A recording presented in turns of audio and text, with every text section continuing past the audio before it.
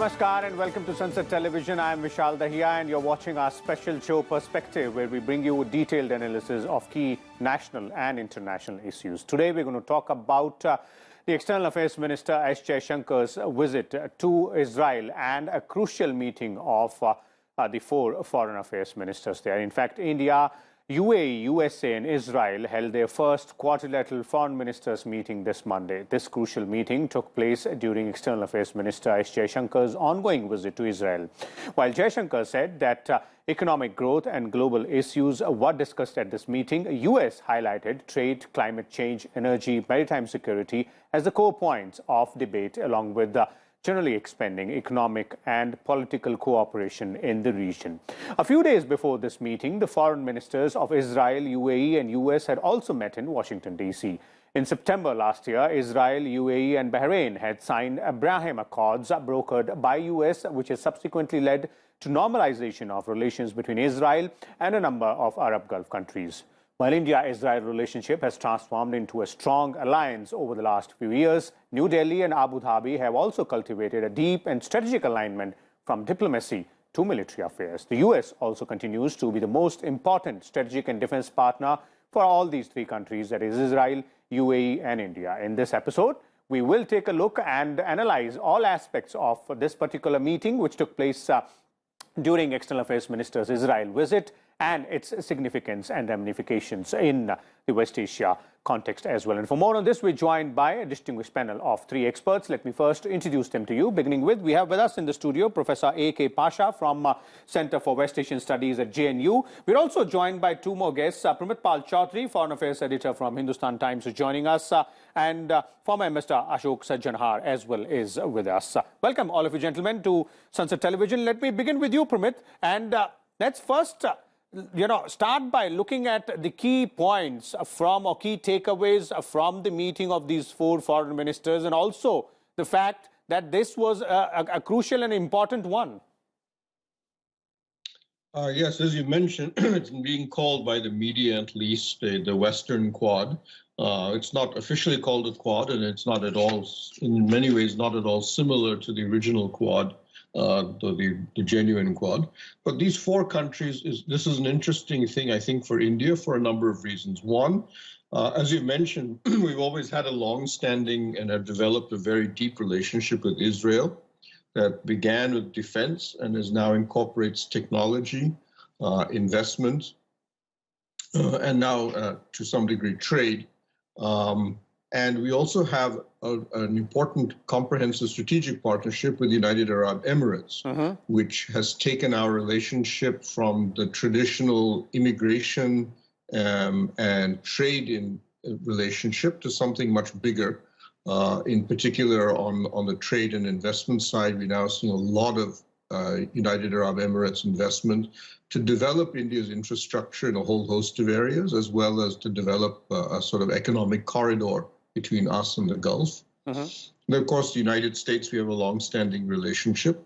What is interesting is that until now, India's West Asian policies have largely insisted on keeping our bilateral relationships separate from each other. Okay. In many ways, this is the first attempt to bring two of those relationships, the one with Israel and the one with UAE, and merge them together and make them into something larger. But what do we want from this new Quad? So what we're seeing, one, is connectivity. If you see what's happening on the ground, if you look at where the UAE is investing, what we are developing, what we have been exporting, and I should add a fifth silent member, which is Saudi Arabia, is developing.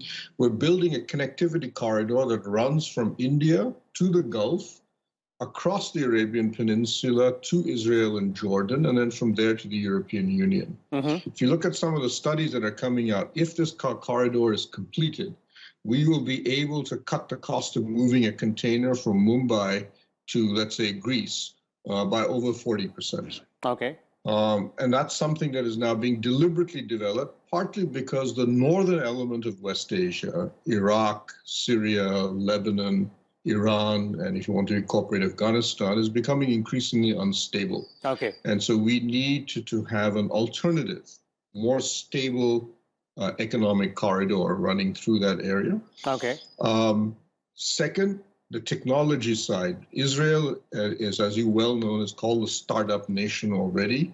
We have developed, developing a widening startup ecosystem of our own.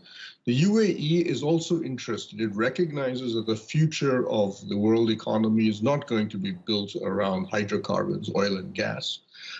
It needs to move into these type of areas as well. So the UAE and Saudi Arabia have begun investing massively in new technologies, not just in India, but also even in Israel. Okay. And the political ground for all of this coming together was set up by the Abraham Accords, which effectively allowed UAE and Israel to work together. Indeed. As well as the UAE developing or beginning a process of engagement with Iran. It's and moving away from a confrontational approach with the Iranians. Okay. So all of this is starting to come together. To put it together, it's not institutionalized, but I believe we will start to see a physical meeting of these four countries is planned sometime in November. Okay. And we'll probably see some forward movement in what's already begun here. Okay. Okay. That's quite an apt summary in terms of if we have to look at what exactly is happening and the rationale or reasons behind that. I'd like to bring in both Professor Pasha and Mr. Sajjanar as well. Mr. Sajjanar, let me start with you. If we have to understand, as Pramit was pointing out, what is in it for India, that is one big question which we have to answer. But also we have to understand as to how much hard work diplomatically has gone from our side in terms of boosting that relations with both these nations, Israel as well as UAE and other Gulf countries also. Yeah, I think what is in it for us is that it's a win-win proposition, I think, for all the countries concerned. And, there have been a large number of analysts and large number of commentators who've been saying that India needs to play a more active role as far as the West Asia is concerned, because it's very significant for us. It's very important for us. And it is getting increasingly unstable. There is getting increasing, and as far as the geopolitics and geoeconomics are also concerned, there is an increasing churning that is happening in that region. So India really needs to get actively engaged in this region. Okay. Of course, India has, on a bilateral level, we have excellent relations. I think one of the very few countries, if not the only country, which has good relations with Iran. The other three members of this grouping, whether it is UAE, whether it is Israel or the United States, they don't have good relations with Iran. Although the United Arab Emirates is, making some overtures, but still it has great problems as far as, the revival of the JCPOA is concerned, the Iranian nuclear deal is concerned.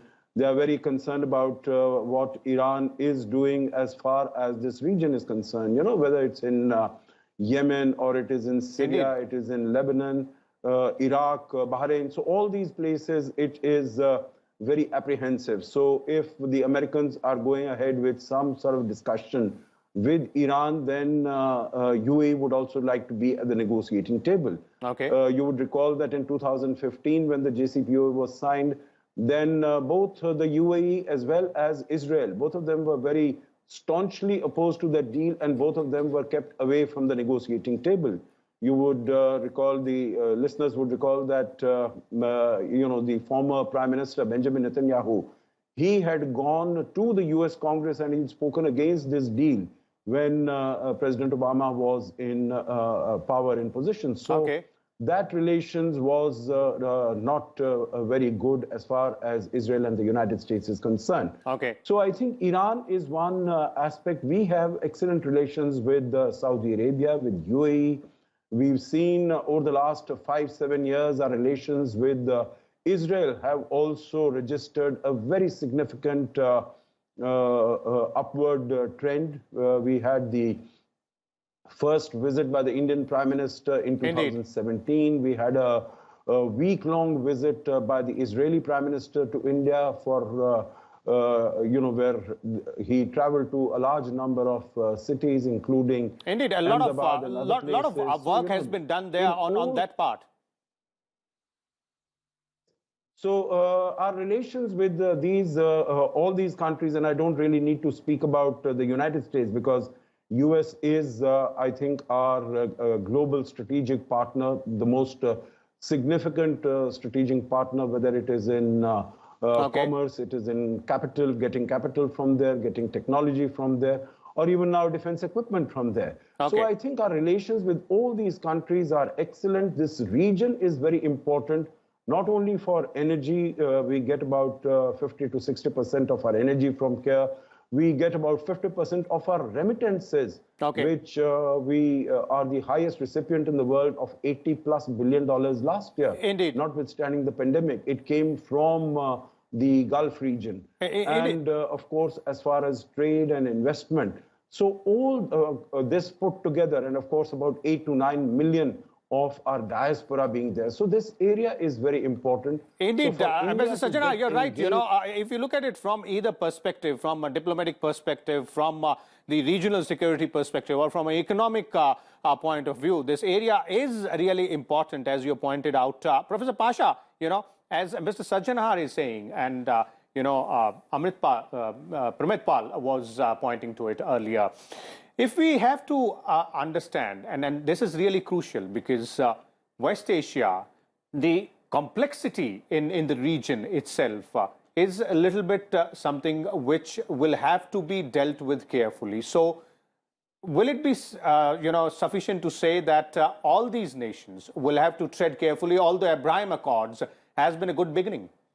Yes, indeed. Last year, the Trump administration, this great initiative was taken, which has brought Bahrain, UAE, and Morocco and Sudan, you know, along with the earlier peace treaties between Egypt, Jordan, and the Palestinians with Israel. This is a major breakthrough as far as quest for peace and resolution of the Arab-Israeli problem is concerned. But the other states, you know, more than 20 or 18 states in this region, they are still reluctant to open up with Israel. That is a real cause for concern because at the grassroots level, at the people's level, this Palestinian issue, the denial of a state for the Palestinian issue is still a major area of concerns. And rulers, of course, have been able to decide in favor of relations. But along with Israel and the Palestinian issue, you have the Shia-Sunni divide also, the Cold War between Iran and Saudi Arabia, which is running through Iraq and Syria, Lebanon, Yemen, and beyond. So we have to tread this area, which is full of landmines. We have to navigate very cautiously because we have fundamental interest in this region for our energy security and for our food security also, and workers, trade, investment, now maritime security. Indeed, that's really significant. Yeah, maritime security, we had very, unpleasant experience on the Somali coast because of the breakdown of state system in Mogadishu. Now with the war in Yemen, you know, there is likelihood of international warfare between the two groups spilling over into the Red Sea, Bab al-Mandab, and the Gulf of Aden, you know, which would be a major cause of concern for maritime security. That's where cooperation between UAE, Israel, and the United States becomes really important. And that's where this new initiative of these four nations coming together also becomes important. And for us, you know, Iran is important in the present context of Afghanistan and the developing situation involving virtually two groups, because China, Pakistan, Russia, Iran, and Turkey are likely to be on one side. Now we have India and UAE, Israel, America on the other side. Okay, Pramit, your views there. Professor Pasha is making a very important point here, you know, in terms of the inherent complexities of the West Asian region and the way, you know, all nations have their own specific national interest. And from India's perspective, if we have to look, how do you think this new initiative will help, and what more might need to be done to deal with the challenges both diplomatically and strategically in this region? I think two countries in particular will have to be reassured that this new arrangement is not aimed at them. One has been mentioned is Iran. We had originally been looking at the north-south corridor running from Chabahar and Bandar Abbas up into Afghanistan, into Uzbekistan, into Central Asia. That is now obviously under pressure because of the Taliban regime in Afghanistan and the expectation that China will now become a dominant player there, as well as the fact that the United States has basically said they no longer have any interest in Central Asia whatsoever. So we have to reassure Iran that we're still interested in the corridor, though they themselves have been a bit of a barrier to developing it. But also that this entire program is not designed in any way to undermine their status, especially in the Northern Gulf. Okay. UAE will they probably have to play the lead position on that. Israel obviously can't play a role, but that's something that we have to look at. The other country to have to look out for is Egypt. Because in many ways, the connectivity corridor that I was talking about earlier and some of the maritime security elements that have been mentioned will infringe, if you wish, on the Suez Canal, the Red Sea, and Egypt's own dominance in that area. Okay. Egypt has a good relationship with all of the three countries, all of the four countries in this quad. But it will have to be reassured that this will not affect them economically, and was not designed to undermine them because they see themselves as one of the key leaders of the Arab world. Indeed. Even if the connectivity corridor does go through and the rail link between Dubai and Aqaba in Jordan, that only 300 miles of that is left to be completed, it still will not be in any way a rival to something like the Suez Canal, which just by the sheer number of ships that come through it. So Pramit, what you're saying is Iran and Egypt are two nations which will have to be looked at and tackled very, in a very effective manner by specifically if you're looking at from India's perspective. Mr. Sajanhar, your views there, sir, on, the inherent complexities which Professor Pasha and Pramit are referring to, and these two nations to be reassured that this initiative or coming together of these four nations is something which will not be detrimental to their interests? No, absolutely. I think we have to be mindful of the interests and of the sensitivities and concerns of the other countries in the Gulf. And, India over the last few years has maintained very good, excellent bilateral relations. We know that, most of these countries have decorated Prime Minister Modi with their highest awards. So, it is in terms of, and also in terms of the exchange of visits, for instance, Saudi Arabia, which is the most important country in the region in every sense of the word, in terms of GDP, in terms of, not only the size of the economy, in terms of the number of Indian people, about 3 million who are there, and the fact that it is the leader of the Muslim world there. So I think all the countries really will have to be reassured that, this is not being made into something against them. I think the other aspect, in terms of the Shia-Sunni divide and other aspects, we also need to look at the presence of China. And China has been expanding its footprint in this region. Whether we look at Israel, Israel has gone in for, its Haifa port has been expanded. There is, I think, more than a $1.5 billion investment in Haifa. China is also building the Ashdod port, which is the only port that Israel has on the Mediterranean. And so, a strategic ally of the United States getting so close to China, I think that's a matter of concern and anxiety for the United States. And of course, India, which sees that, this is an area where we have such huge interest that, China is expanding its influence and its dominance. Also, as far as the UAE is concerned, we also see that, UAE was one of the first countries, Vishal, that got in the 5G, the Huawei for its 5G project. Indeed, and that's something which has been flagged by US earlier as well. Yeah, the Americans made it very clear that if they are going to go ahead so strongly with China with these high-tech areas, then the supply of some of their high-end defense equipment like F-35 aircrafts, there would be delay, there would be rethink. So UAE is now importing from some such platforms from Ericsson, from Nokia, etc. Okay. So I think China is also is emerging as a big player.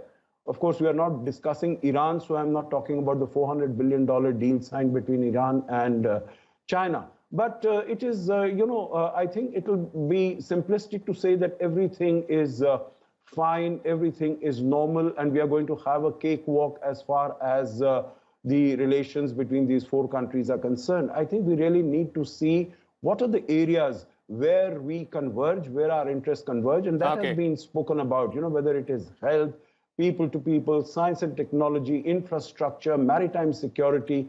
And I think it's a very good thing that the first meeting, if we see the Quad that took place in, that emanated from Manila and Philippines in 2017, it started with the joint secretary level officers.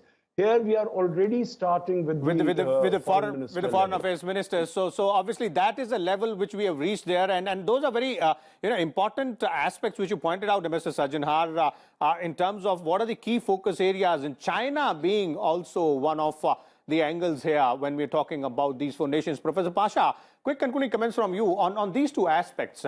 China obviously is a significant aspect, both from India's perspective and from the perspective of the United States of America. Also, the key focus areas in terms of these four countries wherein they are expected to cooperate with each other. One of them element will most likely is going to be the technology, and that is also a very key important element for us. Yes, indeed. There's absolutely no doubt about it. The real concern of all the four countries is how best to enhance their national security in the background of the growing competition, or in fact a very negative tie-up between USA and China. We are not talking openly about it, but there is inherent defense and strategic concerns. And this is where the United States, through Israel, can share some of its technology to produce on a large scale. All these four countries would be needing to enhance their military defense and national security concerns. And in the background of US-China economic competition or confrontation, whatever you may call it, you see some of the companies are being encouraged, US companies are being encouraged to reduce their presence footprints in China. So they are looking for India as a probable station where the new factories and workforce can be relocated, and supply chain, which many strategic observers are concerned. If there is a problem over Taiwan, India could be a major source of stability for the supply of... and we've shown it that we can do it, and this is going to be a win-win situation for us in terms of the investment, in terms of the technology. The large workforce in India, the money the UAE has, the technology and skilled manpower from the United States, all of this can be put together for synergizing the productive aspects, which will be useful for all of these four countries in a big way. Indeed, there it is. Thank you so much, Professor Pasha and Mr. Sajanhar, as well as Pramit, for sharing your views and insight on all the key aspects or the focus areas when we're talking about the cooperation between these four nations. As our experts were pointing out,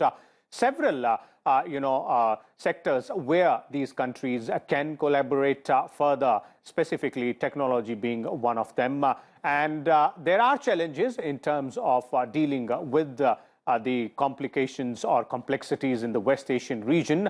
But the way all four nations have moved ahead, and specifically if you look at it from India's point of view, a lot of work has been done diplomatically to strengthen the relationship with not only Israel and UAE, but other Gulf nations as well. We'll keep a close watch on all the developments on this front and come back again. Till then, keep watching Sansad Television. Thank you.